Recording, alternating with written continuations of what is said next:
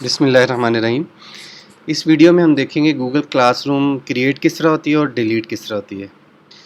तो go back, आप सबसे पहले classroom.google.com पे आएंगे और यहाँ से राइट लेफ़्ट मेन्यू से आप देखें क्लासेस और ये प्लस। आप किसी ऑलरेडी क्लास को ज्वाइन करना चाह रहे हैं तो कोड के ज़रिए यहाँ से ज्वाइन करें या फिर आप क्रिएट क्लास करें।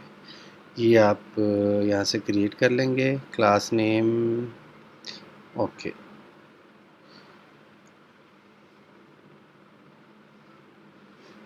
ये क्लास क्रिएट हो रही है। क्लास क्रिएट होगी। अब आप किसी से शेयर करना चाहेंगे तो ये क्लास कोड है, यहाँ से आप शेयर कर लेंगे, अपने स्टूडेंट्स को भेजेंगे, वो इस यहाँ से क्लास को ज्वाइन कर लेंगे। अब बिलफर्ज आपको ये क्लास डिलीट करनी है तो आप यहाँ से पहले क्लासेस में आएंगे।